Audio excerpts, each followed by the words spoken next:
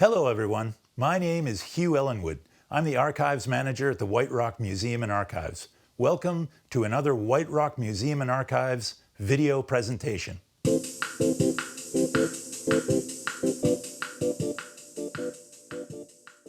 Today's video is going to be a quiz about the history of the arts in White Rock. So put your thinking caps on, get in touch with your right brain, and let's have some fun. Perhaps it's the beautiful location, but White Rock seems to attract people of an artistic nature. That, combined with a strong community spirit, has led to many vigorous arts groups being formed, such as the Community Arts Council, which operated in the Station Arts Center in the 1980s. The Arts and Crafts League, formed in the early 1950s, brought creative crafters, painters, and potters together, as did the White Rock Painting and Sketch Club.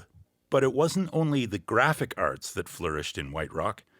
The White Rock Choral Society and the Players Club were both highly decorated in regional and national competitions in the 1950s, and George Zuckerman's Overture Concert Series brought the highest caliber of classical music to the people of White Rock for many decades, while Margaret Perry's School of Dance graduated students that went on to national fame. All right, let's get on with the quiz. I'm going to give you 10 multiple choice questions, and you'll have 10 seconds to answer each one. But if you need more time, just pause the video. Question number 1. What famous White Rock mural is part of one of the largest art projects in history? Is it A, the Lifting Hands mural at the Peace Arch Hospital, B, the Players Club mural on the Playhouse, or C, the Wailing Wall on the HSBC Bank? Start the clock.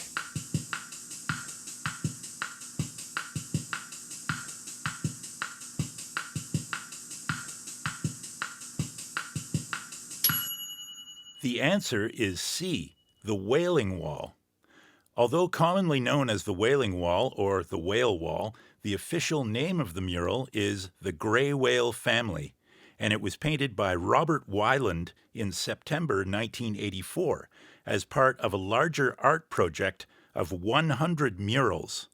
Between 1981 and 2008, the prolific Wyland painted murals all over the United States, as well as in Australia, New Zealand, American Samoa, Guam, Japan, China, Mexico, Brazil, the UK, and France.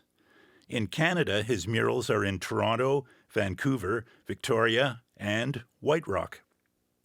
The Wailing Wall project consists of 100 murals of life-size whales on buildings all over the world, including the largest mural in the world in Long Beach, California. The Wailing Wall project is one of the largest art projects in history and is seen by an estimated 1 billion people a year. White Rock's Wailing Wall is on the north wall of the HSBC Bank at the corner of Johnston Road and Russell Avenue. Question number 2. In the 1950s, White Rock native Ruth Evans changed her first name to Celeste and became internationally famous. What was Celeste Evans famous for? Was it A, as a singer, B, as a magician, or C, as an actor? Start the clock.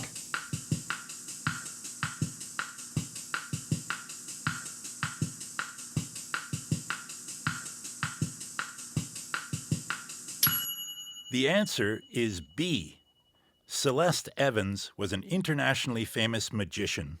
She was born in White Rock in 1931, and even as a child, she knew she wanted to be a magician. When she graduated from high school in 1950, she immediately began professional training and started performing all over the Lower Mainland. In the early 1950s, she was invited to Korea and Japan to entertain the troops during the Korean War. This was the beginning of a long, illustrious career touring all over the world. By the 1960s, she was a regular on major TV shows such as The Ed Sullivan Show, and she was headlining her own show in Las Vegas. In 1998, she was inducted into the Magic Hall of Fame, and in 2009, she received the Performing Fellowship Award for Stage Magic.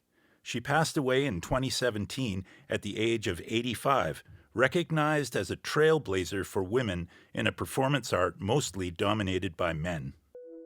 This photograph shows artist Joan Adams in 1988 working on her sculpture of a woman transforming into a bird titled Metamorphosis.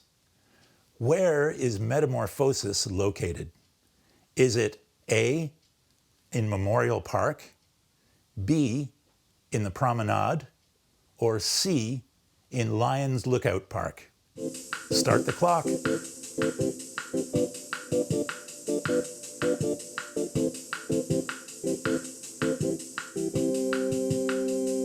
The answer is A, Memorial Park. When completed in November 1988, Metamorphosis was originally located on the south side of Memorial Park. During the renovations of the park in 2018, it was put into storage. After the renovations were completed, the statue was placed in a new location on the north side of the park, where, in the words of Joan Adams, it is displayed in the best possible light. Metamorphosis was part of a sculpture symposium project funded by Multiculturalism Canada involving Adams and another artist named Calvin Turner, who sculpted Binding Spirit, which remains in its original location on the promenade across from Vidal Street. The project began in July 1987 using granite boulders from the base of the Squamish Chief. While Turner worked in his home studio, Adams did her carving on an empty lot at the corner of Vidal Street and Marine Drive. She said she greatly enjoyed the feedback and conversations about her work from passers-by. Question number 4. In 1949, a man named Franklin Johnson became the driving force behind a White Rock arts organization. What was the name of the organization that Franklin Johnson spearheaded? Is it A, the White Rock Painting and Sketch Club, B, the White Rock Overture Concert Society, or C, the White Rock Players Club? Start the clock.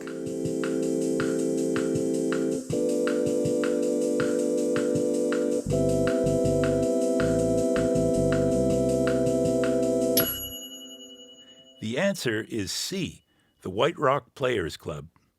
When Franklin Johnson arrived in White Rock in 1947, the Players Club was several years old, but they had only recently gone from private readings of plays to actually performing on stage for an audience. Johnson brought several years of experience from theater work in Vancouver to the club, and he was soon asked to take over as artistic director. Within 10 years, the club had gone from modest local success to provincial and national acclaim. Their crowning achievement was winning the Dominion Drama Festival in Halifax in 1958. Success on the stage led to financial success, and in 1959, the club purchased a theater of their own, which remains their headquarters today. Johnson's over 40 years in White Rock were dedicated to the Players Club, but he was also very well known in the 1960s and 70s for his portrayal of Judge Matthew Bailey Begbie in the historical theater town of Barkerville, BC. Franklin Johnson passed away in 1993, but his legacy lives on in the White Rock Players Club. While we're here, why don't we go on to the next question? Question number 5. Who painted the White Rock Players Club mural behind me? Was it A, Tom Saunders, B, Elizabeth Hollick, or C, Lorna Holcroft? Start the clock.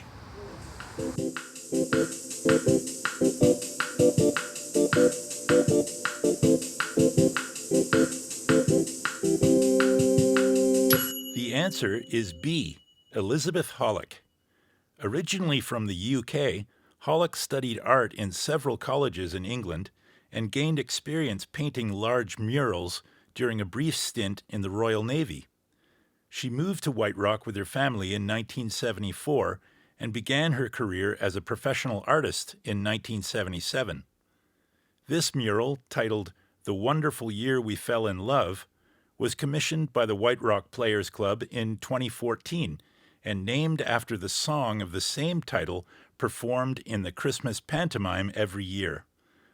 Hollick said she was delighted to paint it because she and her family enjoy the pantomime so much.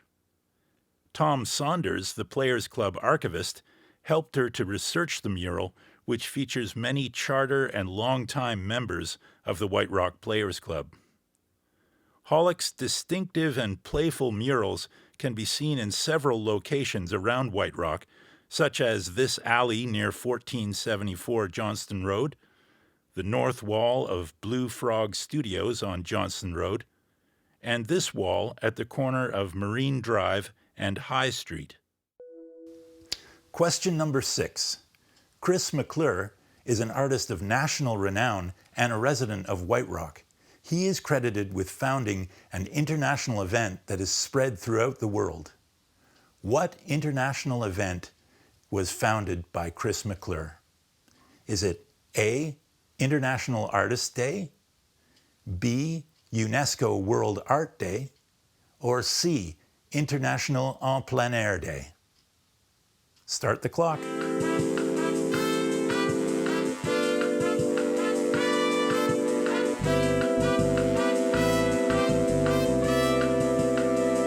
The answer is A, International Artists' Day. Every year, October 25th is International Artists' Day thanks to the brainchild of White Rock artist Chris MacClure. In 2004, MacClure decided it would be a good idea to have a day to celebrate artists and began to organize events based on the concept. He chose October 25th because that is Pablo Picasso's birthday. The concept soon began to take on momentum of its own, and much to his surprise, became an international phenomenon. Celebrated in places as diverse as Spain, Qatar, India, Calgary, and Mexico, and of course, here in White Rock. Originally from Nova Scotia, MacClure first came to White Rock in 1980. During his time in White Rock, he felt that his skills as an artist matured and his reputation expanded to the point where he became nationally renowned. Several of his works are in the collections of the White Rock Museum and the City of White Rock. Often organizing exhibitions for fundraising for charity, MacClure is an artist with a strong social conscience. And when speaking of International Artists' Day in 2010, he said, "I didn't do it to benefit artists so much as to raise awareness. This is a celebration of artists and what they do." Question number 7. Located on White Rock's East Beach, a work of art titled The Gift features 2 beautiful carvings within a lovely plaza overlooking the ocean. It was commissioned to celebrate a specific anniversary. What anniversary does The Gift celebrate? Is it A, the City of White Rock's 60th anniversary, B, the Lions Club's 70th anniversary, or C, the RCMP's 125th anniversary? Start the clock.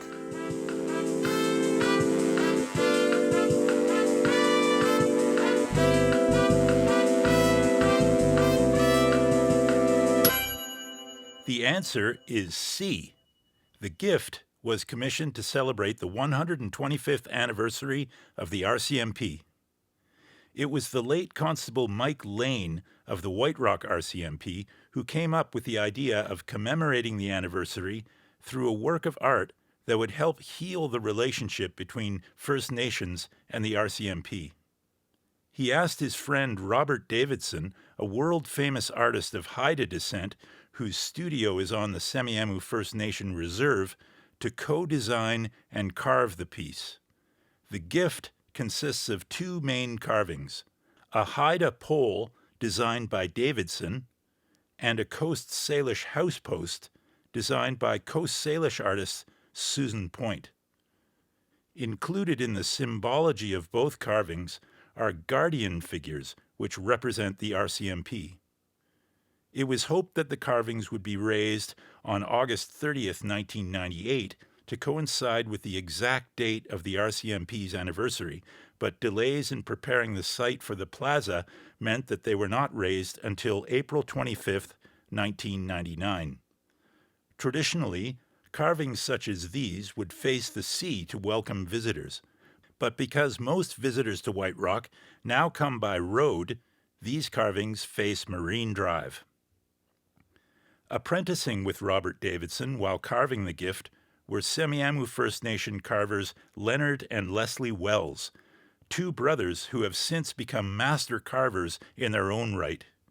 You can see a splendid example of their work titled Elder Moon and Under the Double Eagle at the traffic circle on 20th Avenue near the South Surrey Athletic Park. Question number 8.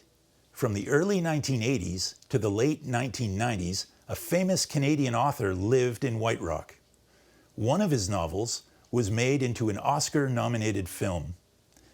Name the author whose novel was made into a famous movie. Was it A, Derek Hayes, B, W.P. Kinsella, or C, Barry Sanford? Start the clock.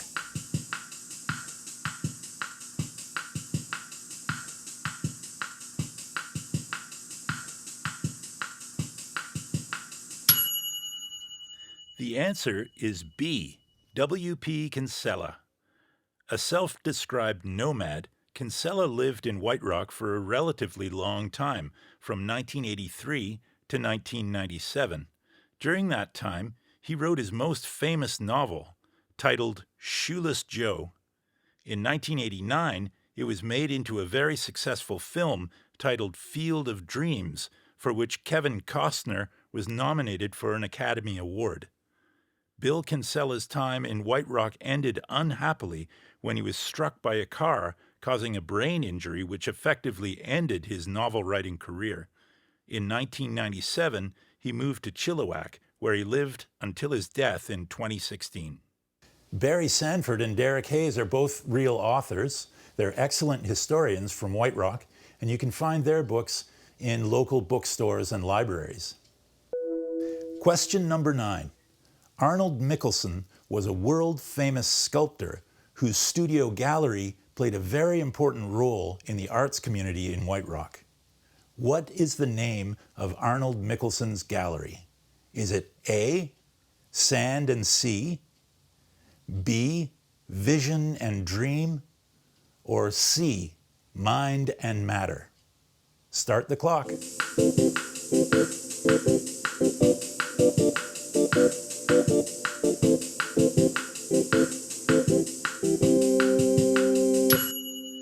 The answer is C, Mind and Matter.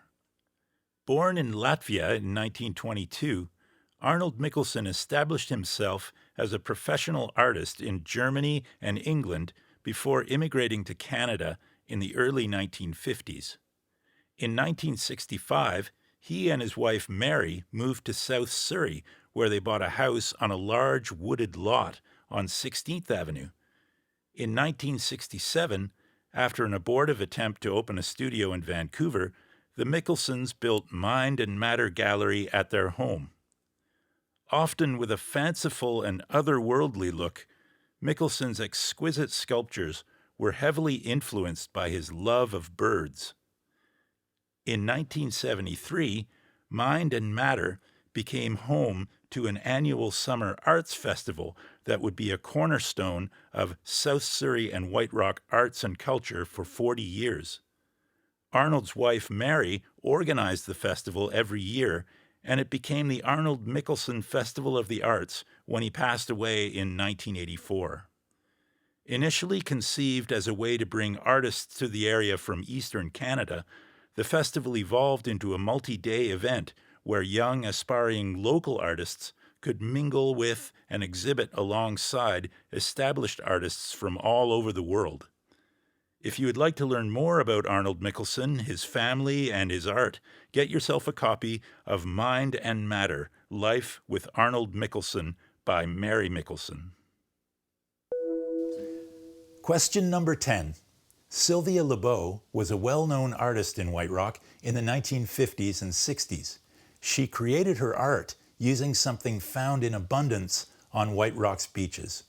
What did Sylvia Le Beau use to create her art? Was it A, seashells, B, driftwood, or C, seaweed? Start the clock.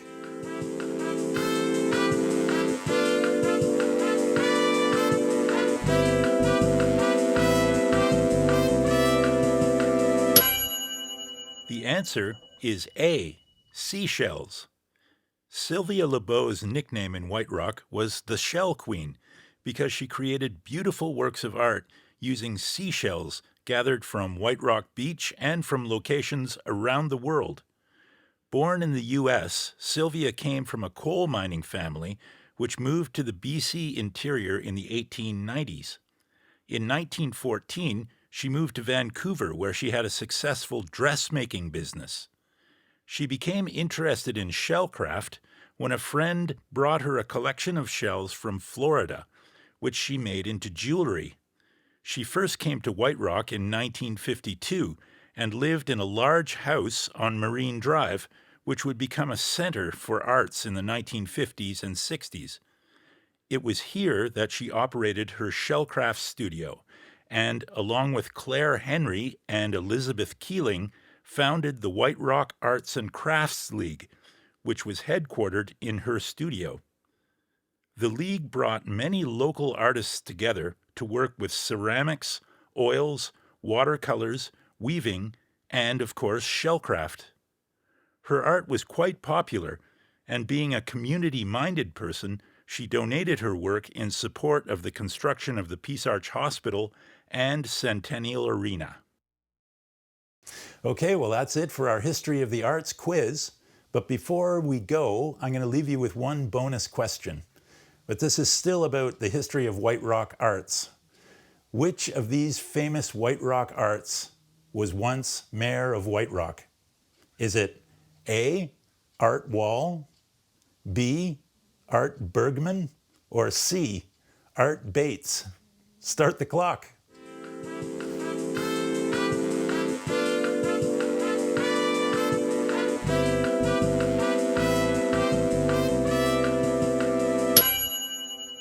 The answer is A, Art Wall. White Rock's Art Bergman had a very successful career as a rock musician beginning in the 1970s. Art Bates was the man who led the campaign to save the pier from oblivion in the mid-1970s.